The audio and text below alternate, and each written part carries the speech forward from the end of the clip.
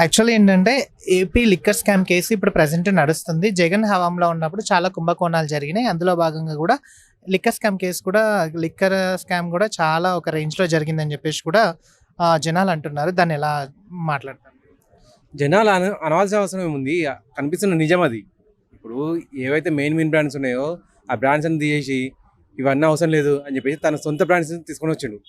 ఆ సొంత బ్రాండ్స్ తీసుకొచ్చినప్పుడు అక్కడ క్లియర్ అర్థమైపోతుంది తను ఏం చేసిండు అని చెప్పేసి. ఇప్పుడు ఒక మార్కెట్లో పెద్ద బ్రాండ్ ఉందనంటే గవర్నమెంట్కి ఎంతో ట్యాక్స్లు కట్టుకుంటూ ఇక్కడ తీసుకొని వచ్చిండు ఆ బ్రాండ్ వాడు. ఎన్నో ఏళ్ళ నుంచి మెయింటైన్ చేసుకుంటూ వచ్చిండు అది. ఇప్పుడు అంత పొజిషన్కి తీసుకెళ్ళిన తర్వాత ఆ బ్రాండే నాకు అక్కర్లేదని చెప్పి అన్నాను అనుకో, అక్కడ అయితే నిజాయితీగా పనిచేయాలి, లేదా పూర్తిగా అవినీతిగా పనిచేయాలి.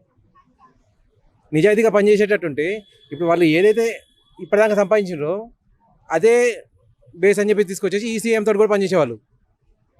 సో అదే బ్రాండ్స్ అనేవి కొనసాగేవి.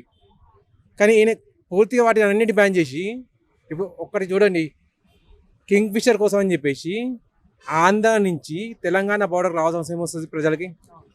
ఒక కింగ్ ఫిషర్ బాటిల్ కోసం 90 రూపాయల బాటిల్ అది. ఆ టేస్ట్ దొరకలేదని చెప్పేసి సపరేట్గా కార్లు కట్టుకొని బైకుల మీద ట్రైన్లలో బార్డర్ యువతలకు వచ్చేసి ఇక్కడ తాగేసి మళ్ళీ ఊరికి వెళ్ళాల్సి వచ్చిన అగత్యం పట్టింది. అంటే ఆయన లిక్కర్ స్కామ్ చెయ్యాలి అనుకున్నాడు. నేను చేసే ఎవరికి దొరకదు, నన్ను అడిగేవాడు ఉన్నాడు. ఇప్పుడు 5 ఏళ్ళు నేనున్నా, ఇక వచ్చే 5 ఏళ్ళు కూడా నేనే, మరో 5 ఏళ్ళు కూడా నేనే. తన మాటలో తను క్లియర్ చెప్పిన మాట.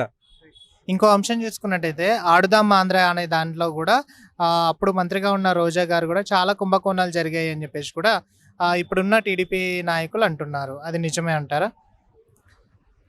ఓకే. దాని మీద చాలా మీమ్స్ వచ్చాయండి. ఆ మీమ్స్ చూసి చాలా నవ్వుకున్నాం అప్పట్లో. అసలు ఆమెకు అవసరం ఏముందండి అది చేయాల్సింది? ఇప్పుడు మీరు ఒక రాజకీయ నాయకురాలు ఆల్రెడీ విన్ అయ్యారు. విన్ అయినప్పుడు ప్రజల బాగోగులు చూసుకోవాలి. ప్రజల్ని ఆట ఆడించడం వచ్చేది ఏముందండి? అది ఎవరైనా చేసుకుంటారు. వాళ్ళ పిల్లల్ని వాళ్ళు ఆట ఆడించుకోలేరా? వాళ్ళ పిల్లలతో వాళ్ళు ఆడుకోలేరా? ఆ మాత్రం దానికి మీరు వెళ్ళేసి స్పెషల్గా ఆట ఆడించాల్సిన అవసరం ఏముంది? ఇప్పుడు మీరు పోయినప్పుడు తిరుపతికి వెళ్తూ వస్తున్నప్పుడు మీతో పాటు 15-20 మంది వచ్చేవాళ్ళు వెంట. అది ఎవ్వరు కనపడలేదంటారా ఇప్పటిదాకా? అంటే దాన్ని తీసుకొని ఇప్పుడు ఆడదామని చెప్పేసి స్కీమ్ వచ్చినప్పుడు ఈ స్కీమ్లో మీ వాళ్ళు లేరని చెప్పి తెలీదా? ఏదైనా కానీ తినడానికి అని చెప్పి ఒకటి కావాలని చెప్పి ఒక పేరు అనేది సృష్టించడం జరిగింది అక్కడ.